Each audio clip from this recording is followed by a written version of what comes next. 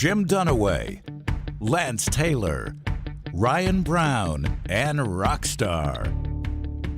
Live from the Birmingham Racecourse Casino Studios, the next round, presented by Bud Light, is on now. One more hour live today on this Tuesday. You may be watching this on Wednesday or Thanksgiving or Friday or Saturday morning leading into the Iron Bowl. We're going to take 45 to 60 minutes here to talk specifically about Alabama and Auburn, Jordan-Hare Stadium this weekend.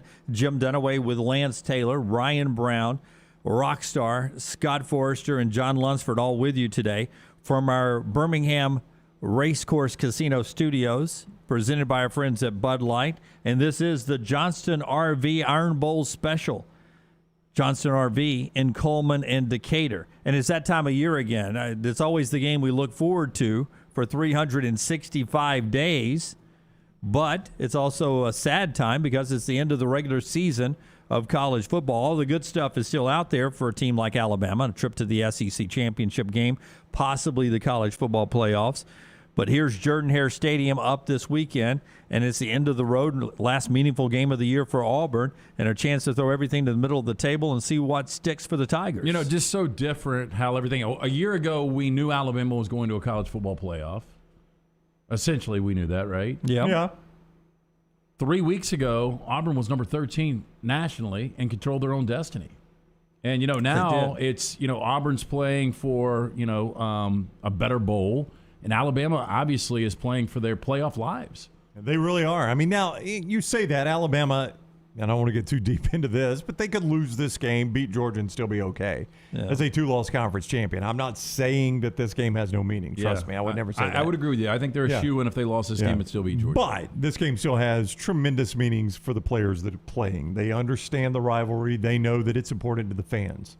So even though with national championship or even winning the West isn't on the line here for Alabama, you know, it's still a game that these guys know ultimately. When I look back on my career, I'm going to be judged by a lot of things. One of them is how I did in this game. I just really wish, Dunaway, that Bo Nix was playing in this game because there's so much more intrigue. And J Finley, not that he played bad against South Carolina, the offense looked really stagnant, although the offense hasn't looked good the last few weeks. But you go back to 2019 when Bo was a freshman. That was the highest scoring game ever in the history of what we're on 86. This is the 86th edition. So up until that point, 84 years, the highest we've ever had. Really? It was more than 55-44 in Tuscaloosa? It was the highest, well, I guess not. No, I think it was, if I'm not mistaken. It was 48-45. Yeah. Okay, so that adds up more, yeah. So we've seen two pretty crazy ones of late, right? Yeah. That one was, you know, that one I'll always remember two things. You know, the way that game ended. You know, Gus Malzahn, it's not even really a trick play. It was a trick formation that baited Alabama into having the 12 men on the field.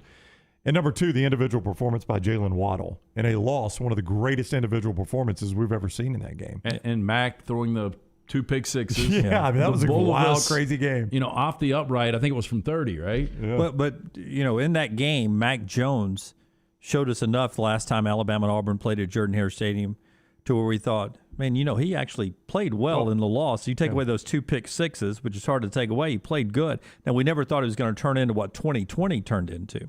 Joe Goodman writes a very interesting story, and I really didn't know this, but it's in his book, We Want Bama, that Auburn students have done a great job recently of when Alabama's coming to play at Auburn of acquiring the cell phone number of the Alabama quarterback and ringing it up quite a bit. Well, it used to be an LSU thing. It used to be an LSU thing. And Mac Jones, his mom, tells the story how they really rung the phone up of Mac going to down to Jordan-Hare in 2019. They called him and called him and called him and called him and called him. So much so that in 2020, the Jones family was prepared, and they called it the bat phone because of the joker that Mac Jones was. They said, hey, this week, it's Auburn week. Everybody switched to the bat phone number for Mac. Hilarious. And so they didn't even turn the other phone on just to get away from the phone calls. Interesting story at AL.com on that. In this hour, we're going to talk to Jason Campbell, former Auburn quarterback who's played in this game and won this game. And we'll talk to Aaron Suttles, coming up as well. You see him every week on Bama and Bourbon. The show is being brought to you in part by our friends at Mortgage Right. Yes, this holiday season, you need to check out our friends at Mortgage Right. Home means so much more time this time of year, and our friends at Mortgage Right want to make sure you're home for the holidays. Getting that mortgage is a necessity in the home buying process for many. Doesn't have to be a hassle. Mortgage Right gives you the tools, information, and expert help to make home buying happen. Get started online today. Go to mortgageright.com/TNR. Before we get Jason on the phone, I'll ask you this question. The key to victory for Auburn would be what? How does Auburn win this game? Yeah, I mean, you got to do something to Bryce Young that nobody's done to him. You've got to turn him over a lot. I mean, I would think Auburn would need to be minimum plus 3 turnovers to win this, and some of that's got to be interceptions. Alabama doesn't fumble the ball a lot, but Bryce Young doesn't throw interceptions either. Yeah, I think it's TNT. It's turnover and tank. Turnovers I like and tank. it, yeah. I think it's got to be. I mean, I don't think, when we're just going team for team right now, the way these two programs are playing, I think there's a reason this is a 19.5-point number on the road in Jordan-Hare, which we got to 2019. We'll get to 2017 again. That was another one of those. I think Alabama fans were a little surprised they lost that game, and Auburn ultimately goes to Atlanta after that 2017 win. But, yeah, I think this has got to be a game where Bryce Young turns it over multiple times. Maybe Brian Robinson has a fumble or two, special teams come into play. And I think Tank, coming off his season high, 164 yards last week against South Carolina, got to continue to build on that momentum. Jason Campbell is with us now. The former Auburn quarterback, great, now part of the Auburn Sports Network, is on the Pepsi hotline for our Johnston RV Iron Bowl preview. What is up, Jason? How are you? Hey, how you doing, guys? I'm doing pretty good. Just trying to. I like what you just said. The TNT. Feel free as you guys are doing the Auburn pregame to say, guys, I think this needs to be a TNT game. Turnovers and tank. You can take that one. But you agree with that, though, don't you, Jason? Yeah, I agree with that a lot. When you think about this game, Auburn's on a 3-game sled, losing sled, and when you think about it overall, this football team, just 3 weeks ago, everyone was talking about they can control their own destiny in the West. Get to the Alabama game, you can win that game, then that can put you in Atlanta. And now it's kind of like now you're just trying to survive the season and finish with a winning record. So, I think this game still means a lot for the Auburn program, most definitely right now, because you're trying to stop the bleeding. And, you lost 3 games in a row and, a couple of opponents that you feel like you should have won, and then the way you lost to South Carolina, the guys kind of need a little pick-me-up right now. And I think how you do that in this football game is you got to run tank. You got to do that as well and convert third downs, but you got to get the short third and downs where Saban is not throwing a lot of different blitz looks at your quarterback. So that way you can stay on the field and keep Bryce Young on the sideline, because he doesn't turn the ball over so much. You have to get him off his spot, but you can't let him have so much time possession to do what he does. Auburn great Jason Campbell, still part of the Auburn broadcast. I'll talk to him about his game day food before this interview is over with. I was in an elevator with him and heard him talking about how they don't keep his food warm down there on game day. So we'll talk more about that in just a second. But I wanted to ask you, J Finley, this past week, you've seen him in practice this year. You've seen him in some spot moments. You saw him in the Georgia State game. What does TJ do well? And do you think the coaches did a good job of setting him up to succeed? And if you had an opportunity, what would you be doing to sort of play to what TJ can do with this offense? Well, the first thing about TJ, he's a big statue. This guy's 6'7". He's tall. He can see over any offensive lineman and any defensive linebacker. So, that's one thing that's something you can't teach, is being able to have visibility.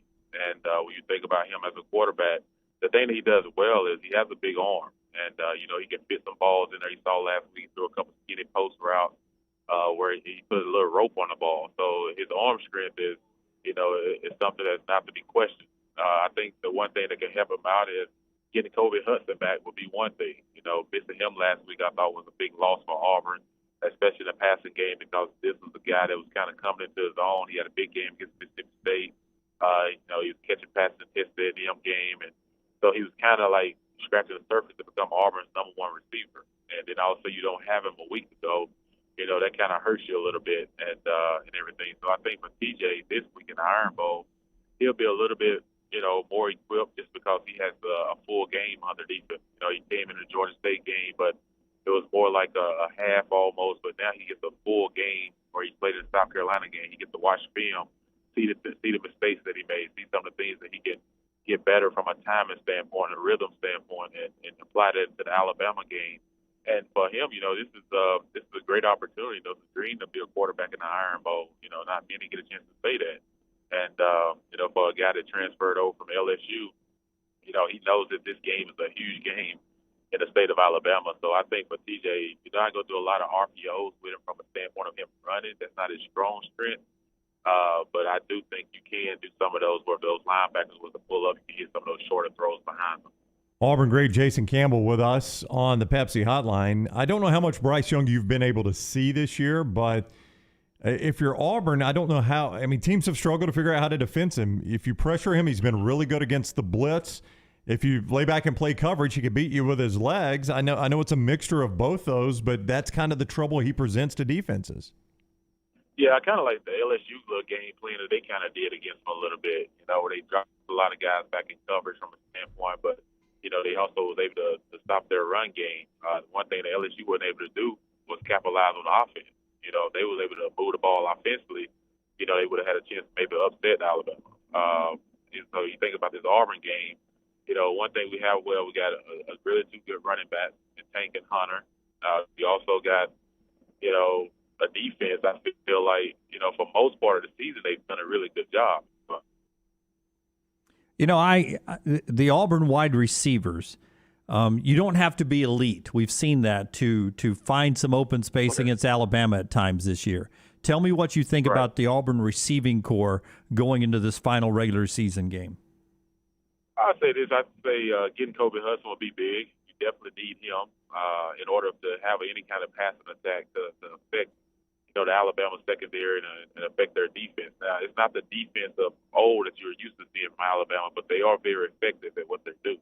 And I think a lot of that is because their offense scores so many points that they're on the field a lot and everything. So from a statistic standpoint, you can kind of look at those numbers and be like, oh, they give up this many yards on this and that. But you have to put an asterisk beside that because their offense scores so fast sometimes. They score so many points that it gives opposing offenses the opportunity to have more possession, and which leads to more yards. But I think for us, Robertson has to have a big game. Shedder Jackson has to have a big game. And we still got to find a way to make sure our tight ends are involved in the offense. You have to make sure that you're splitting those guys out, and especially on third and short, they have got to be there to be able to catch some of those balls to keep the chains moving. Jason, the last time we had you on this show, you told an incredible story about Al Davis calling down to the sideline, basically calling a deep shot. It worked. It was a tremendous story. Go back to the 2004 Iron Bowl. Not that it was the most exciting Iron Bowl. I think you guys won that one 21-13. Any good stories or memories from that game? Well, yeah, I remember we went in that game. We didn't score the first half. That was the first time that's ever happened that year. We always scored our first possession and went right down the field. And, Alabama, it came out first half. They was pumped up. The atmosphere was electric. And we kind of sputtered a little bit on offense. We would get in scoring territory. We turned the ball over. That's something we had done all year. And, you go into halftime, and everyone's kind of sitting there looking at each other. And Coach Tuberville, they walk through his coaches. They go to the back. And some of our seniors just got up, and everybody stood up. And our seniors got up and said, guys, we've come too far. And, we're going to put this on the seniors. And, the first half wasn't our type of football. But every time offensively we touch the ball the second half, we got to score. Defensively, we got to shut them down. Like, this is what makes great teams. When you get your back against the wall a little bit, you find a way to what you're made out of. And for us, everybody knew the Iron Bowl was going to be a tough game. Alabama, they had a winning record that year still, and when their defense was one of the better defenses in the nation. So we knew you could throw everything else out the window, we would get their best shot. But the second half, the coaches didn't say not one word at halftime. The coaches walked right through the locker room. Somebody came in and said, all right, guys, y'all ready to go? And we left. And the players did all the talking at halftime. And we came out that second half, and we scored pretty much every possession. We got the ball. And defensively, they pretty much stopped them. They didn't get a late touchdown at the end. They just kind of made something happen, but the game was pretty much over. But from the standpoint that it was a players' locker room, we took over games and everything. And our coaches didn't have to give us these pep talks. It was a players-only locker room. You know, I'm interested in that game. If you had had a 4-team playoff that year, do you feel like you guys would not have had as much pressure on you? Because you were still fighting for style points at that point. You were trying to be, in the top 2 of the BCS rankings. You were trying to do this. If you had been able to just worry about winning the football game and just being in a 4-team playoff, do you think it would have been a little looser in the locker room? I think so, because you got to think going into that week, the Iron Bowl. Like I said, it doesn't matter if somebody's 2-9 or 9-2. Like, that game is just. I tell people, I was just like, it's unlike any other college football game you'll play in, and especially in that state because there's no NFL team. And so for us, we did feel that way because Oklahoma was barely winning games that year. We were like, our strength of schedule is way tougher than theirs. And then the simple fact that USC came back to beat UCLA in their game. We just felt like the Iron Bowl is way bigger than any of those games, and I just feel like the BCS couldn't magnetize us based off that game, but they did, and that it added a little bit more pressure because you feel like you have to score so many points all the time when you have to do this, just to get their attention. So I think the 04 team is the reason the playoff situation came up in first place because of that year. Utah was another team that was undefeated. So you had 4 teams that would have been undefeated playing in the 14 playoffs. So I do think we was the reason that we started the conversation.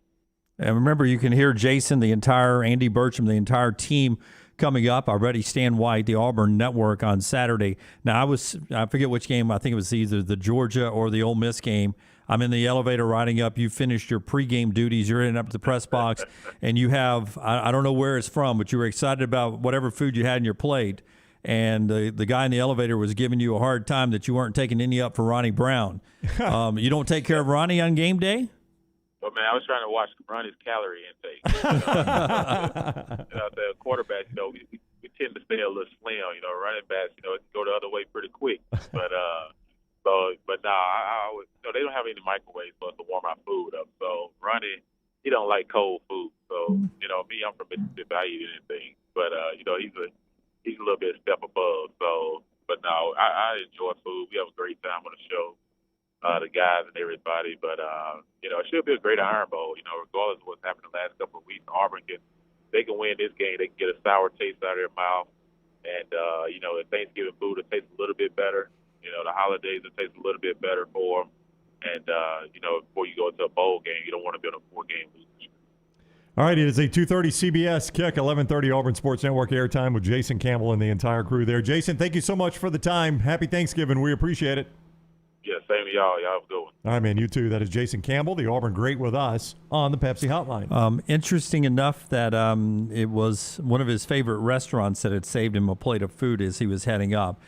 He did not want to have the media meal upstairs, which was some kind of sandwich. He had a better plate of food. He was excited about that. If you want a great plate of food, Champy's Chicken is always that answer. They're part of this post-Iron Bowl preview that we're doing right here. A little extra time today. You can get a little extra food at Champy's Chicken. Great Southern staples like the fried chicken plates, the tenders, the po' boys, the Mississippi Delta recipe tamales that are to die for. I'm telling you, if you have a fan of tamales in your life, a friend, a coworker, a family member, get them these Champy's Chicken tamales.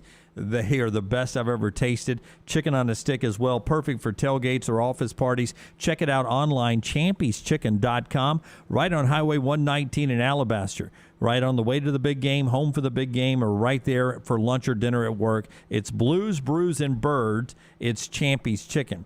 Aaron Suttles will sit down with us in a little bit right here as we continue our conversation about the upcoming Iron Bowl, which is happening this week, 2:30 on CBS. Before we talk more about the game, if I say one Iron Bowl for you that just stands out, one that you may have attended, you're a Homewood kid, at Legion Field, or 1985. 1985 for you? The Van Tiffen kick.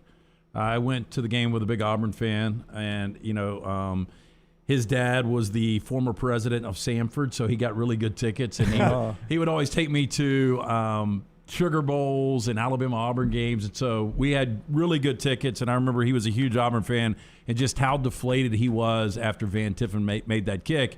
And if you've ever gone back and watched footage from that game, was it Greg Bell, the little receiver that got out of bounds? Greg Richardson. Al Bell was the other one, yeah. But it was a sequence of like back-to-back heady plays to get in to get into position to kick that 53-yard field goal. That's right. But those are just kicks that college kickers just don't make. And I think it was my buddy Louvel Bivens of Thompson who couldn't drag him down inbounds, which would have kept the clock running. I think he was the Auburn player trying to make the tackle inbounds. Yeah.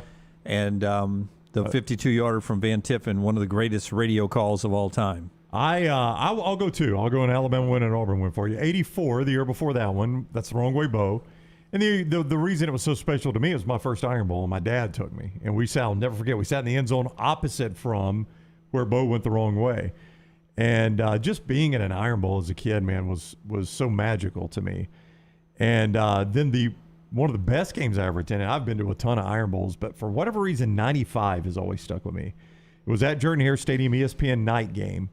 And you had most of Etowah High School was on the field. Patrick Nix was starting for Auburn. Freddie Kitchens was starting for Alabama. Todrick Malone, one of the Nix brothers, not Patrick, but the other one, the running back. It was just one great play after another. And Auburn won that game 31-27 at the end. It was the game where Alabama fans claimed Curtis Brown was inbounds. He wasn't. Just a phenomenal football game. Yeah. For me, Alabama didn't get the call. They didn't get the call. Wow. I might have been in your end zone. I was at that game, but I really don't remember where I was. I was in the end zone opposite from where Curtis Brown did not get inbounds. In the traditional old scoreboard end zone is where you were. The old scoreboard end zone, yeah. Is that where you claim you yelled at me and I refused to turn around and say hi to you? No, that was the 93 game. That was the 93 game. I will never forget this. 93, that was the non-TV game. Yep. And I was in the bottom of the end zone there, and Dunaway walked by. And I was just a little kid at the time, and Dunaway was already doing news on Sports. Dunaway was already losing his hair. Yeah, Sports on Channel 13. He walks by and we go, Dunaway. Me and somebody was like, Dunaway. He would not look at us. I mean, just so big time. Why not had his AirPods in? Dude, we were front row. 1993. We were front row. It was the only thing that separated us were the hedges. Yeah. You would not look at us. I told you guys, because y'all are both going this weekend, or I know you're going, Brown. Are you going? Yeah. Yes, I'll be there. Yeah, I'm pregame and post on CBS 42. I tried to rack my brain to remember the last Iron Bowl I've been to. I think it was the Brody Croyle sacked. How many times? Brody was sacked 11 times. 11 so that was times. 03? That's the last time? I think it was 05, right, or 06. You want to talk about the last one I was at? The last and first one I was at was the 95 Curtis Brown one. Oh, so That's the only time I've ever been. So all four of us were in the stadium. How weird is that? That's probably the only sporting event in this state that all four of us have attended. Yeah, I think we were all at a Hawks game together one time. Watching LeBron. LeBron. Back when people liked LeBron. It was 06 because Michigan and Ohio State played at the same you're time. Right, it was and they 06. were defeated. So it's been 15 years for me. For me, even with my Alabama heritage, it's the kick six game. Yeah. Because, it's an exciting game. The atmosphere is tremendous when it's at Jordan-Hare Stadium like that and something's on the line. And just when that play happened, I instantly go out and I do 2 hours of live television. But as soon as that play happened, you're sort of stunned. And then as you're talking about it for 2 hours on television, I've realized that I just watched this generation's version of a band on the field, right? A clip that they will play 50 years from now. When I'm dirt in the ground, they will still show video of this kick six play that ended the Iron Bowl. And not just in our state, but nationally. It'll be a highlight that is on football reels forever and ever. And to say I was there and saw it happen, it was just one of those moments. It's much like the walk-off national championship pass of Tua to Devontae. You go, how many times do you walk off a championship? I just saw them walk off a national championship. Well, both those plays, I was on the sidelines, and as those plays unfolded, in neither situation did it ever occur to me, oh my gosh. I mean, it was like after the play happened, I'm like, did I really just see that? Yep. Well, that was me on the couch in 2013. I had a bunch of people over watching the Iron Bowl. Except for the kick six. What's that? The kick six, I was at your house, and that was the only one. When it was happening, I just started dying out laughing. No, he did. And there were some diehard shocking. Alabama fans there. I remember you laughing. But the thing is, when they went to kick that, I never thought he was going to make the kick, but it never registered that this could be returned See, for a I'm touchdown. with you. Yeah, I never thought I said this thing's going to overtime. They're going to reset this. This is pretty amazing that we've got an Iron Bowl that's going to overtime with so much on the line. That's right. But I had no idea that it would end like See, it did. I never saw Chris Davis. I'm on the field, and to put in perspective where I'm standing, Chris Davis, as he's going in the end zone, runs right in front of me. Yeah. So that's where I am. I'm on the other end to see Right. it go through the uprights. If it is, it's the easy out through the big tunnel at the end of the journey Which here was out to my set. The mistake I made, right. Yeah. I was honestly just thinking, where am I going to go for overtime? What am I going to do? Am I going to go to the end zone they're playing towards, whatever? I was already trying to think of that in my mind. And I never saw Chris Davis go back there. And even when Chris Davis scored on that kick six, I remember thinking, surely he stepped out of it. This is not the way this game is going to end, is it? This is the craziest play ever. Well, I'm looking for an official waving his hands that he's out of bounds or something. Security guy, again, Alabama didn't get the call. Surely he stepped out of bounds. No, he's well in bounds. The security guard looked at me and he said, "Does that count?" And I was like, "Yep, it does. It counts. Scales for six. Yeah, it does count. It's over." Yeah. And it was his over. night was ruined, wasn't it? No, he was an Auburn security guard. He was very happy. I'm sure he went and cried. He was very excited. That was my favorite memory, even though the team I cheered for did not end up winning the game there. Part of our show being brought to you by our friends at Nut Dust. Maybe Saturday will provide another moment you need to be dusted up. Got asked yesterday in my DMs, Jim, I haven't heard yet. Is there a holiday code coming soon for Nut Dust for the holiday season? I will reach out to Chris again today. He showed me this really cool package that's got a variety of different Nut Dust product in it. So they're working on that right now. It might be rolled out. I'll check on that today. But remember, go to officialnutdust.com for all of the great products. Again, they are redefining the use and feel of body powder. It's talc-free. It's an all-natural body powder available in a couple of sizes, 4 great scents, including the Naked, Voyager, Laddie, and Wilding. All day, every day, Nut Dust has got you covered. Again, for more information, officialnutdust.com. Eddie on the kick six. Bama had 5 chances to put that game away. Blake says, I remember running in place. I couldn't move. I was trying to run outside to celebrate, but I couldn't move my hands to unlock the door, so I just ran in place. I'll never forget that. To me, almost more incredible, though, than the kick six was in 2010 with the comeback. Because that game, going into it, the only thing that really could ruin this perfect Auburn season was Alabama, and it seemed like the motivation, to me, the way it lined up, the way that number in Vegas was, it seemed like Alabama was the play. They jump out 24-0, and there's no way you're coming back 24 down to a Nick Saban team. But you know what? I do remember at halftime thinking, this game's 24-0, but it probably realistically should be 42-0. Yeah, they left points on the board. Yeah, like Alabama left points on the field, and I remember thinking, those things generally come back to haunt you. I'm with you. I'm thinking, boy, 24 down in a super hostile environment, that's going to be tough.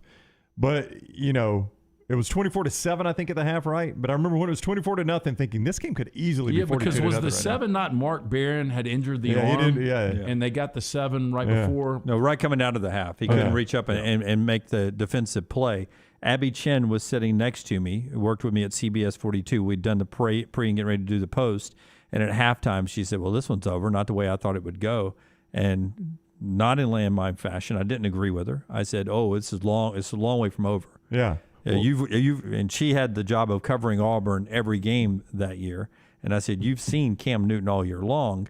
He's been magical. This game's not over. And I remember, they serve hot dogs and popcorn in the press box pregame and snacks and everything. So we're going back to the food line. Everywhere I walked, Auburn SID person was like, boy, can't believe this game ended up like this. It was a good run, but this one's over with. And I was like, it's not over with. I kept telling people it's not over with. Not that I really truly believed it was not over with, because I thought the game was over with, but I wasn't about to say out loud the game was over with. And then it was the most remarkable comeback I'd ever seen. When was the Mark Ingram fumble? Was that the first half? That was the first half. Yeah. That ball rolled 40 yards inbounds. I mean, it's incredible how far that ball rolled. I think it really did roll 20 inbounds. It went out of the back of the end zone. I think he fumbled like the 28 or something like that. So maybe it was 40 yards. I'll tell you another one that this one doesn't get the style points because it ended up being kind of a blowout, but the Derrick Henry single game performance he had in 15 down at Jordan-Hare Stadium was just incredible. Covered on a final play to watch Auburn. Yeah, but I mean, that was the year Lane Kiffin just kept turning around and handing it to Derrick Henry, and why would you not, right? He was the best player in America. And to just watch that individual performance, because the history of the Iron Bowl is littered with amazing individual performances, and that one's right up there. This is the Johnston RV Iron Bowl conversation. Aaron Suttle's coming up momentarily. Johnston RV in Coleman and in Decatur. As we continue the conversation over in our Farmfolio chat room, Troy says, hearing Rob Bramlett's call on the kick six makes me cry every time. Just the sheer magnitude and the brilliance of Rod's call is amazing. I just heard it walking in our offices because, ESPN's playing it a lot now, and I forgot what the hype promo is for college football, but they play that call in the background of it. Wow. So, how about that? Yeah, so it's become really, really prevalent this week. They're playing it a lot. Jack says the most improbable things happen in this game coming up Saturday. If you've got improbable things happening in your life and you need to ship something across the country, Ship Happens can make that happen anytime, LT. Yes, in today's ever-changing market, your supply chain major factor in maintaining and growing relationships with your customers. Safe, on-time, and affordable shipments are crucial. With over 20 years combined experience in relationships, Jeff and Griffin at Ship Happens, they've got the ability to get ship done from LTL, van, flatbed, heavy haul, and expedited. Ship Happens, ready to bring a solution to all of your transportation problems. Don't have an accident and ship yourself.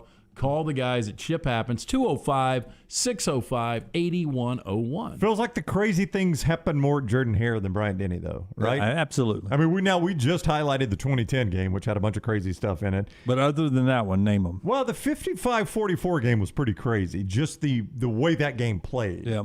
To see an Iron Bowl that's 55-44, we're more accustomed to seeing a 17-10 Iron Bowl than a 55-44, but by and large, it's Jordan-Hare where the crazy stuff happens. Yeah, but Cole Kubelik's team was the first team to play at Bryant-Denny Stadium when we moved away from Legion Field and started playing on campus again. 9-0 was that was 9-0, which is odd sleet. to me. Yeah. But the weather was odd for that one. That was pure sleet. I remember being at that game. This will shock you. I was out at halftime. No, I'm not surprised at that at all. I was at that game, and a buddy of mine and I sold our tickets and found really cheap tickets, but they were under the overhang in the Bryant-Denny upper deck. And he was like, man, I don't want to sit that high. I goes, you're going to thank me that we're sitting that high. Most miserable I've ever been at the game. It was awful, but we were out of the sleep because we were under that overhang. Now, we were about the third row from God, but we didn't get sleeted on. Yeah, I'm sure it's colder up high, though, with the wind Frigid, and everything. but would you rather be sitting in cold wind or cold sleet? If I'm out of the wind, I would rather be the sleet. Oh, wow. The wind makes it even colder. Anytime you're wet in that situation. Bad news. That is. All right. Bryce Young, we'll do cut 2 and cut 3 here. Here's the Alabama quarterback. Bryce first asked yesterday about Bo Nix's comments here on the next round about Alabama getting calls that maybe should go their way. Bryce, Bo Nix just said that he kind of insinuated that Alabama gets calls in big games. Do you kind of feel that way, and what's your response to that? Yeah, that's an external factor. That's something as a team we don't look at, we don't control. So, whatever happens, that's out of our control. Coach Saban's always talk to us about making sure that we control what we can control and focus on what we can do. So any external factor, that's not really something that as a team we're concerned about. I have a feeling that regardless of once they said Bo Nix said, that was going to be the answer. It's like his computer went give external factor answer. Yes. And that's what came out. But such a good job with it, and I bet Josh Maxson applauded that answer because that's probably the best and only way that you can answer that without any controversy at all. So he's got 38 touchdown passes on the season. Do you guys relate what the Alabama record is? The Alabama only 3 interceptions. Am I right about that? 38-3. Alabama record. I'd go 41. I'd say 44 MAC last year. So 41 MAC last year, 43 Tua and 18 actually. How about Is that? the record. Okay. But I was going to ask you guys, is there a chance that he could tie this record or break it on Saturday? It would be a 6-touchdown game. That's a pretty good game. But I can see him throwing 5. Yeah. He could throw 5. Yeah. Because we can talk about it when Aaron gets here. I mean, he's going to break this record though. At some point, yeah. Yeah, but we can talk about it when Aaron gets here. That they're down to just Brian Robinson really at running back. So it is Bryce and the passing attack that this offense has turned into. They ran for over 100 yards, but all their run game is is just complimentary to the pass game now at this point. And I do want to remind you guys, just 2 weeks ago, 44 of 55, 6 touchdowns, no picks. That was? It was against Tennessee? That was Will Rogers against Auburn. Will Rogers against Auburn. I'm sorry. So I'm just saying, if Will Rogers can have that type of game at Jordan-Hare, I would assume Bryce Young could. Their run game is less than complimentary. Their run game is only there because it has to be. Here's Bryce Young he's a kid from California. So when did he realize that this Iron Bowl rivalry was a big thing? I was at like Walmart or something. Like I first got there, and there's someone, it's at Walmart in Tuscaloosa, and someone was in like full Auburn gear. And, being back home, like there's, UCLA and USC are kind of like, you see people with those stuff on all the time. And then, there's USC fans, UCLA fans, and then, it's people just go around it and it's business as usual. But I saw someone in like a full Auburn, attire, and you could tell everyone was like looking at them weird, and like people were giving them dirty looks, and seeing that kind of showed me how much it meant as a community and as a state, just how big this this rivalry is. So Iron Bowl greater than Victory Bell is what he's saying. I'm not surprised the by that. crowd last week at the Coliseum? I did. As bad as the Iron Bowl ever gets, the crowd will not look like it did at the Coliseum for the Victory Bell. I think it was about 25,000. Yeah, it was very bad. Very bad. It will never get there for the Iron Bowl. That's not good. Part of our show today, the extra bonus hour, is being brought to you by our friends Tom Beckby, who really was looking for good outerwear. That's right. You mentioned that 2000 Iron Bowl with the sleet. Yep. Some of that Tom Beckby outerwear would have been handy there. And he's an Alabama guy, state of Alabama guy. Don't know which team he pulls for. It doesn't really matter. But what he couldn't find, the outdoor clothing that he wanted. So he decided to make his own. So it started with a jacket in 2015. And since then, Tom Beckby has continued to draw inspiration from natural settings, producing classic outdoor equipment with time-tested rugged materials. Looks great for the outdoors or out on the town, wherever you go with the Tom Beckby clothing. And you can see it in the new store there in Mountain Brook Village. It's a local business with the goal of outfitting you for outdoors here in Alabama and wherever the road takes you. Mountain Brook Village or online, tombeckby.com. That's BECKBE, BECKBE, tombeckby.com. All right, let's talk a little bit of Auburn and what we saw. Really a new team now without Bo Nix. So you sort of got to wipe the slate clean and see what you have now coming to this Iron Bowl after what you saw at South Carolina. First, Brian Harsin talking about his first Iron Bowl experience and how he's approaching this week, getting ready for a home game against rival Alabama. It's one that everybody knows who's playing in it, and, something that you sit there and you think how cool that is, to have a chance for those guys to go out there and play in a rivalry game like this. And now to be here, I told our players, I'm excited to be here. I'm excited to coach in the game. And, that's one of the things about being at Auburn that you get a chance to do. So he's excited about coaching in this game, obviously. But he knows about this rivalry because from his first news conference, he's been asked more about Alabama than any coach in America.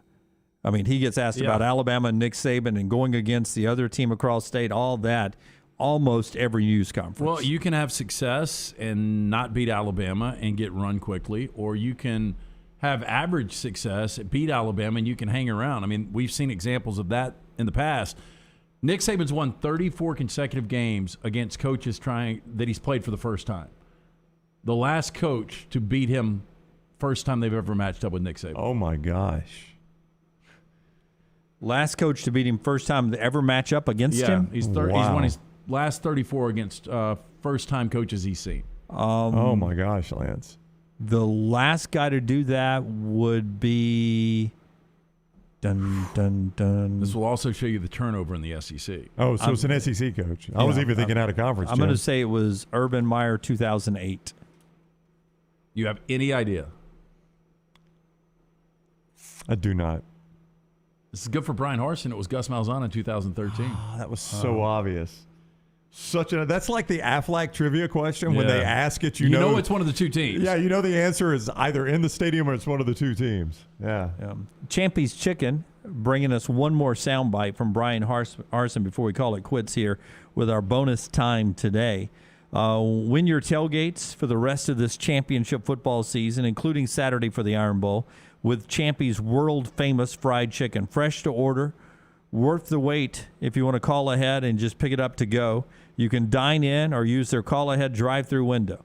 At Champy's, you can experience Southern staples like chicken on a stick and Mississippi Delta homemade tamales that are the best I've ever tasted. See it all online at champyschicken.com. Poor boys tenders and those full fried chicken plates that will leave you planning your next visit. On your way home or to the big game, right on Highway 119 in Alabaster. For Blues, Brews, and Bird, it's Champy's Chicken. Here's Brian Harsin on his offense not scoring points, on his defense not getting crucial stops, and how this team has to get better. We can talk about it. We got to go out there and do it. And everybody that steps on that field and everybody that coaches in that game has a responsibility to this team to make sure that we're doing everything we can to the best of our ability to have ourselves ready to play. And then when we get out there and play, that we do those same things through an entire football game, through 4 quarters. So talk is cheap, basically, is what he's saying there. And I asked Brown earlier, and then you gave your answer about what has to happen for Auburn to win the game. 42-35, Alabama beat Arkansas this past week. You think Auburn can play it in a game like Arkansas did this past week? You think that they can give up that kind of fight? I mean, they can. I lean they don't. I lean this number, or this is going to fall somewhere around the number. I think Alabama wins this game by 17 to 21 points. Yeah, I think the second half has been such an issue for Auburn. I don't have the stat in front of me, but I think 60-14 in the last so many second halves they've been outscored. It's been a tough half of football for Auburn. So just the mental game. If Alabama is able to jump out early and they've got a decent lead at the half, and you're Auburn's team, you're thinking, well, we've been awful in the second half. Well, here's where I'm confident. I think Tank Bigsby can run the football. I'm confident that we can get to Bryce Young. I mean, when you look at this Alabama offensive line, they've given up 17 sacks the last 6 games.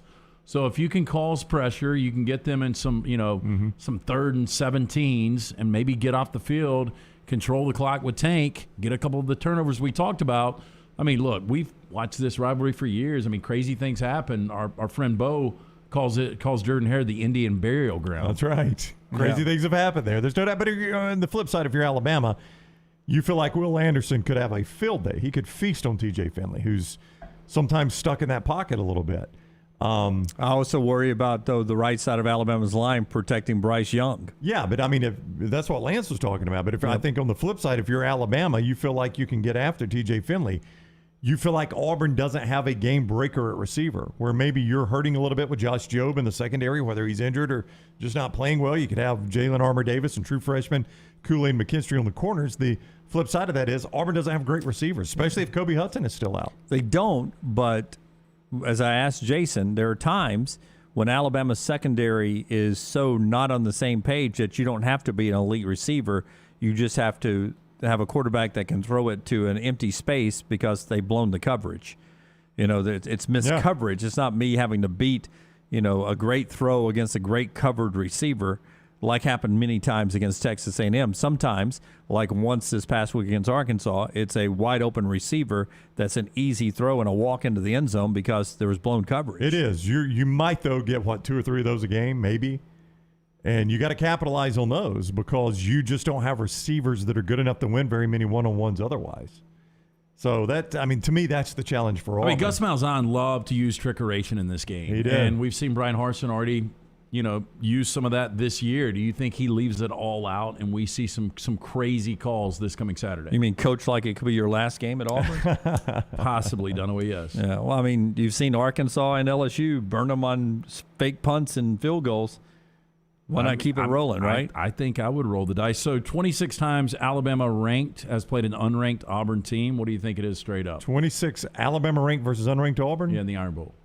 Straight up, I would go 20-6. 25-1. Yeah. Ooh. I'd have guessed 20-6. Are you serious? Yeah. The only loss was 2002. Wow.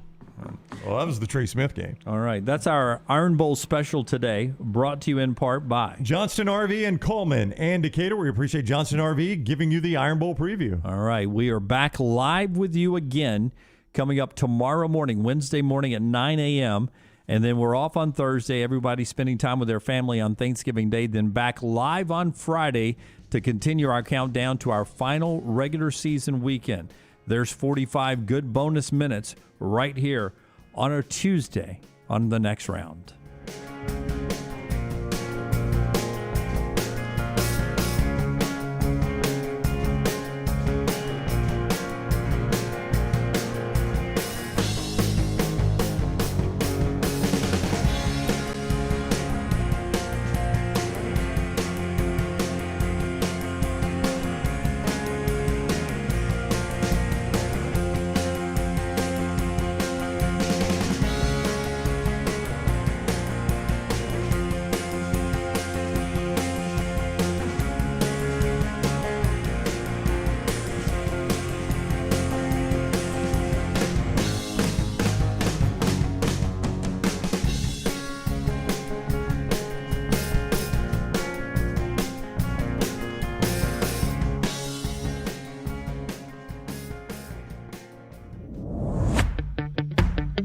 Jim Dunaway, Lance